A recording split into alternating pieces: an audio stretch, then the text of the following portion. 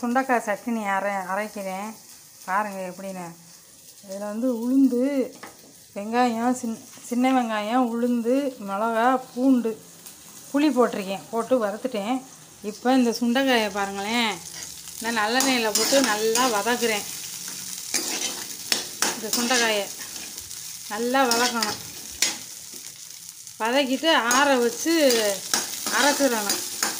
இது வந்து sugar patient மற்ற குழந்தைங்க எல்லாத்துக்குமே நல்லதான்.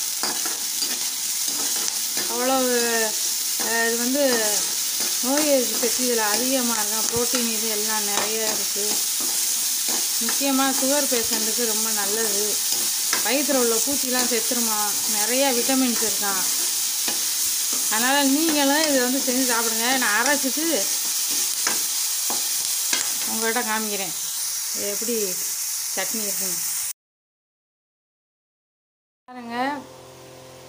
சுண்டைக்காயை வந்து நல்லா வதக்கிட்டேன், ஆற வச்சுட்டு இதை வந்து உப்பு போட்டு அரைக்கணும்.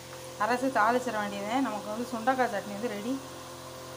ரொம்ப சத்தான சுவையான சுண்டைக்காய் சட்னி. நம்ம எப்பயும் தேங்காய் சட்னி, தக்காளி சட்னி, புதினா சட்னி, கொத்தமல்லி சட்னி தானே சாப்பிட்றோம். வித்தியாசமாக இதையும் செஞ்சு சாப்பிடுவோம்.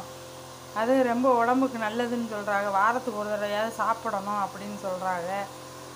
நீங்களும் ட்ரை பண்ணி பாருங்கள். சாப்பிட்ட சட்னியே சாப்பிடாம நான் சாப்பிட்டு பார்த்துட்டு எப்படி இருக்குன்னு சொல்கிறேன்.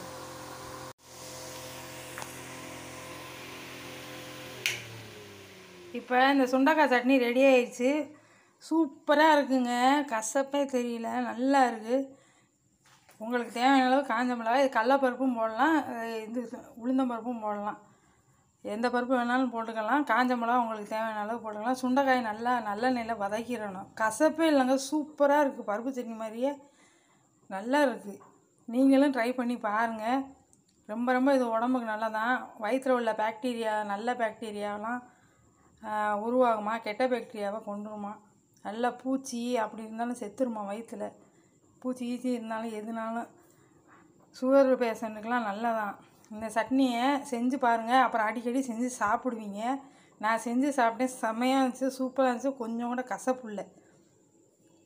நீங்களும் செஞ்சு பாருங்கள். சுண்டைக்காய் சட்னி சூப்பர்.